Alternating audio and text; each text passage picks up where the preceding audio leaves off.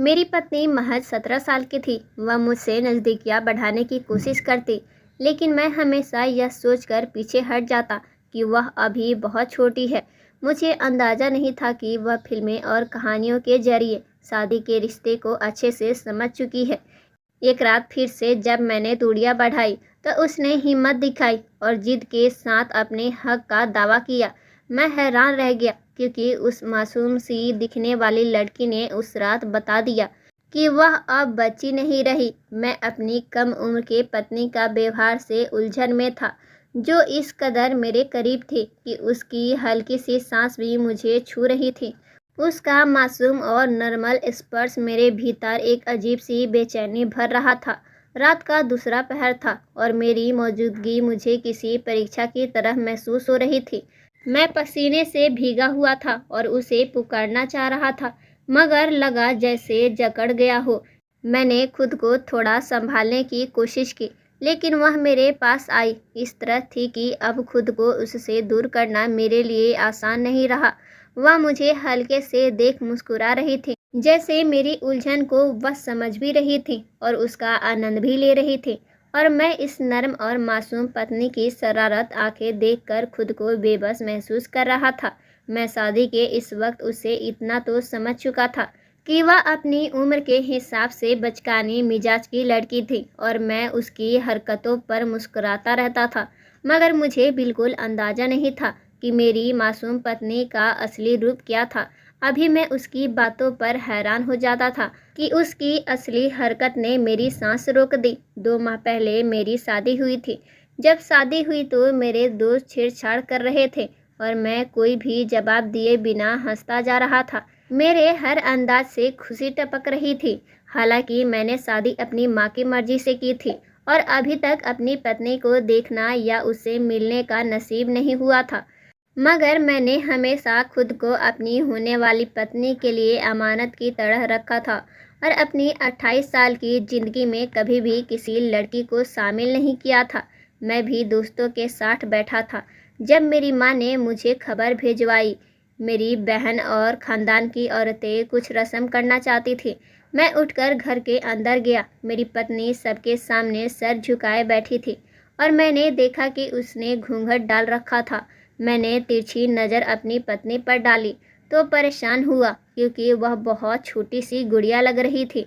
मैं लंबा चौड़ा और सेहतमंद, मगर मेरी पत्नी मेरे मुकाबले बहुत कमज़ोर और छोटी कद की थी।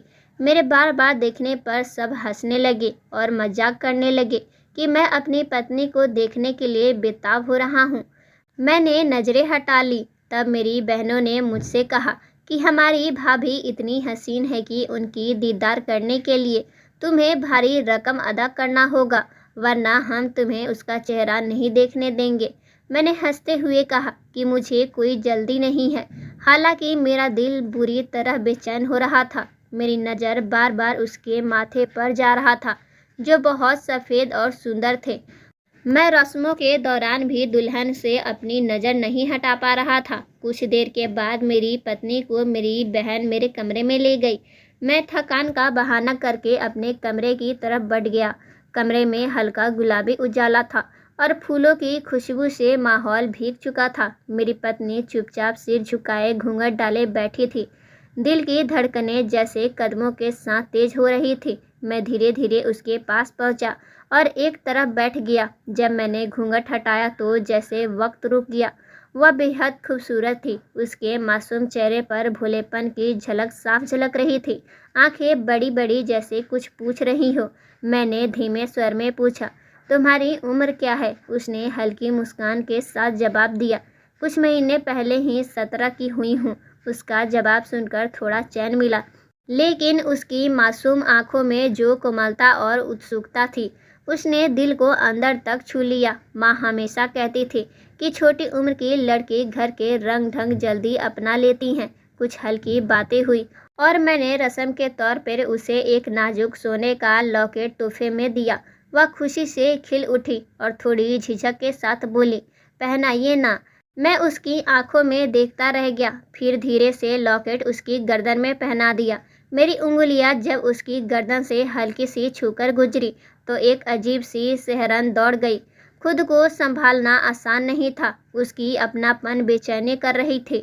मैं अचानक उठ गया और कपड़े बदलने चला गया। बाथरूम में देर तक खड़ा रहा ताकि वह आराम से सो जाए, मगर जब बाहर निकला तो देखा वह अभी उसी जगह बैठी थी और मुझे ही देख रही थी। धीरे से कहा, अब आप भी कपड़े बदल लीजिए और सो जाइए। उसके कहने में ना कोई दबाव था, ना कोई डर, बस सहजता थी।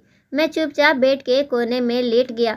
यह हमारी शादी की पहली रात थी। दिल में कुछ ख्वाहिशें थी, लेकिन उसकी मासूमियत ने सब थाम लिया था। तभी वह धीरे से पास आई और बेड पर मेरे पास लेट गई। लगा शायद चुपचाप कोने में सो जाएगी, लेकिन वह धीरे धीरे मेरी ओर सरक रही थी। मैंने खुद को थोड़ा पीछा किया, लेकिन तभी उसने मेरा हाथ थाम लिया और बातें करने लगी। लॉकेट दिखाकर बोली, यह मुझ पर कैसा लग रहा है? उसका चेहरा बिना किसी सजावट के भी बेहद चमक रहा था। मैंने उसे कुछ देर तक बातें करते करते सुला दिया, लेकिन खुद पूरी रात करवटें बदलता रहा। सुबह होते ही उठ गया और बाहर चला गया। माँ ने पूछा, कैसी लगी तुम्हारी दुल्हन? मैंने थोड़ी झिझक के साथ कहा, लड़की तो बहुत प्यारी है, लेकिन उम्र कम है। अगर यह रिश्ता 2 साल बाद होता तो शायद और बेहतर होता। मेरी बात सुनकर माँ नाराज हो गई। बोली, जब यह बालिग है तो शादी लायक है। अब उसके साथ कोई दूरियां मत रखो। अब वह तुम्हारी पत्नी है, उसे पूरा अधिकार है। जल्दी से दादी बनने की खुशखबरी सुनाओ। माँ के कहने का मतलब मैं समझ गया था। मैं एक मजबूर पुरुष और वह एक नाजुक सी लड़की। क्या वह इस रिश्ते को निभा पाएगी? इसी वक्त वह कमरे से तैयार होकर बाहर आई। मैंने उसकी ओर देखा, लेकिन उसके चेहरे पर कोई मुस्कान नहीं थी, सिर्फ नाराजगी थी। सारा दिन उसका चेहरा मेरी आंखों के सामने घूमता रहा। हमारे परिवार में लड़कियों को कम उम्र में ही शादी कर दिया जाता है। मेरी बहनों को भी 18 से 19 साल की उम्र में ही विदा कर दिया गया था। मैं बस यही सोचकर खुश था कि वह मासूम और सुंदर है, मगर कभी सोचा नहीं था कि उसकी मासूमियत मुझे इतनी उलझन में डाल देगी।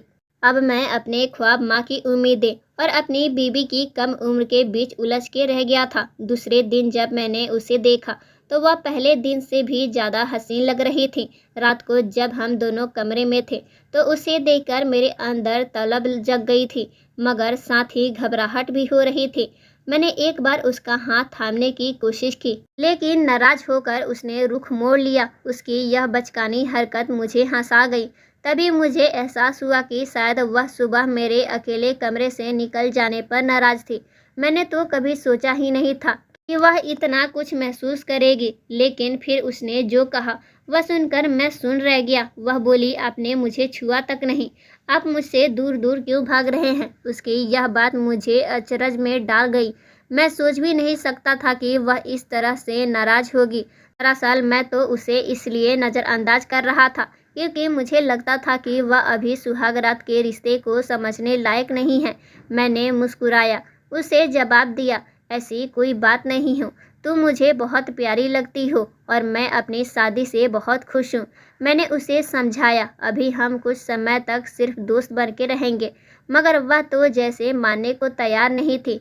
गुस्से से बोली, मैं कोई बच्ची नहीं हूँ जो आपके बहकावे में आ जाऊंगी। उसकी लापरवाही और मासूमियत दोनों मुझे पागल कर रही थी।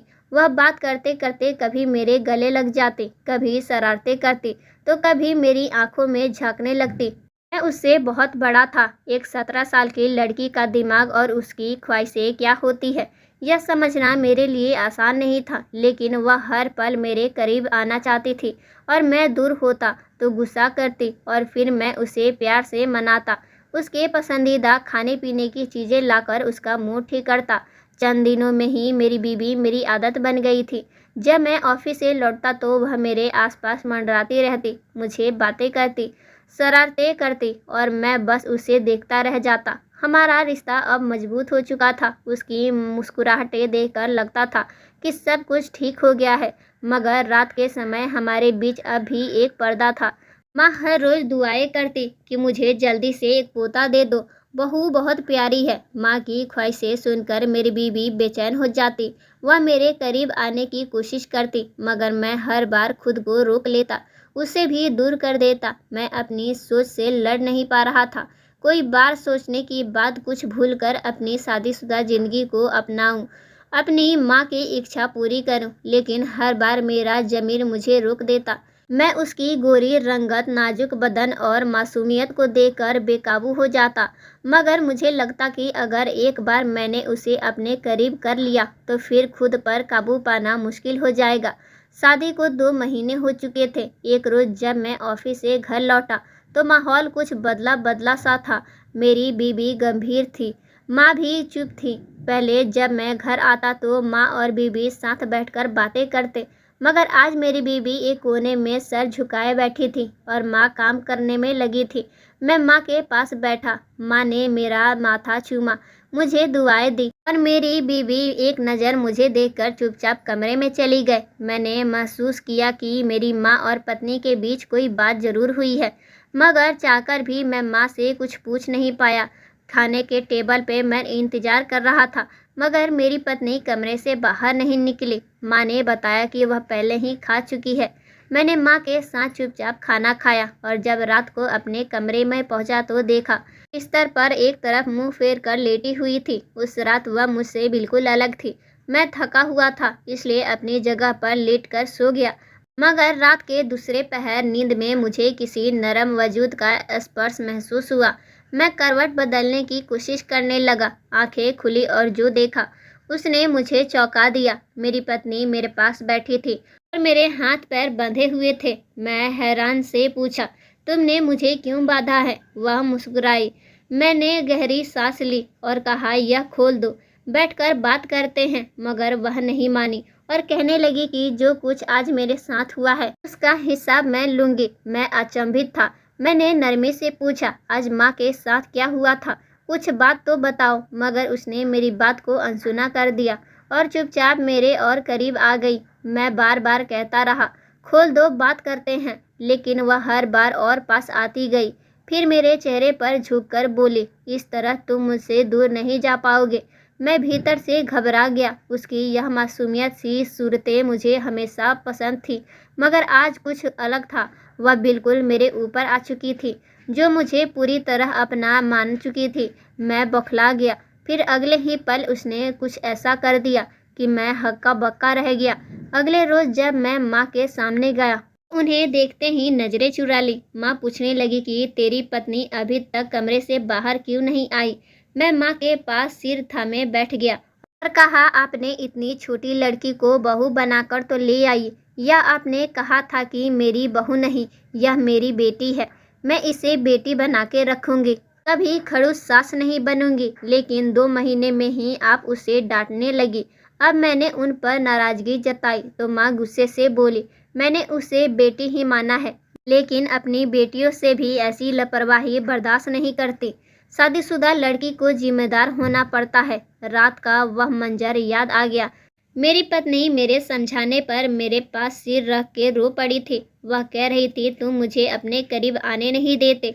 सिर्फ माँ ने ही नहीं, तुम्हारे रवैये ने भी मुझे बच्चा समझा है, इसलिए उन्होंने मुझे वह सब बातें सुना दी। उसका दर्द मेरी खामोशी से कहीं ज़्यादा गुज रहा था। मैं शर्मिंदा होकर चुप बैठा रह गया। मैं उसे बच्ची समझ रहा था, मगर सच तो यह था कि वह मुझसे कहीं ज़्यादा समझदार निकली। वह फिल्में देखकर कहानियाँ पढ़ के शादी और पति पत्नी के रिश्ते को पहले ही समझ चुकी थी। वह 2 महीने तक मेरे करीब आने की कोशिश करती रही, मगर मैं खुद उस रिश्ते को अधूरा रखे बैठा था। न माँ गलत थी, न मेरी पत्नी गलत थी। गलती सिर्फ मेरी थी, जो अपनी बीवी को पूरी तरह अपना नहीं पाया था। मेरी पत्नी ने उस रात मेरे हाथ खोल दिए और मुझसे दूर जा बैठी, मगर मैं तो उससे दूर जाने की सोच भी नहीं सकता था।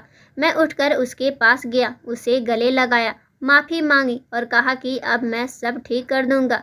सुबह मैंने माँ के सामने भी अपनी गलती कबूल की। माँ ने पहले मुझे डांटा, मगर फिर अपनी बहू से खुले दिल से माफ़ी मांगी। उन दोनों की नाराज़गी दूर हुई तो मुझे सुकून मिला और मेरी पत्नी ने मेरा रिश्ता अब सच में एक मजबूत रिश्ता बन गया था। हमारी शादी को अब 10 महीने बीत चुके हैं। इन महीनों में मैंने अपनी पत्नी को पूरा सम्मान, प्यार और समझ देने की कोशिश की। आज वह माँ बनने वाली है। उम्मीद है यह कहानी आपके दिल को छू गई होगी। अगर आपको यह कहानी अच्छी लगी हो तो इसे लाइक करना ना भूलें, अपने दोस्तों के साथ शेयर करें और नीचे कमेंट करके अपनी राय ज़रूर बताएं। चैनल को सब्सक्राइब ज़रूर करें। फिर मिलते हैं नई कहानी के साथ।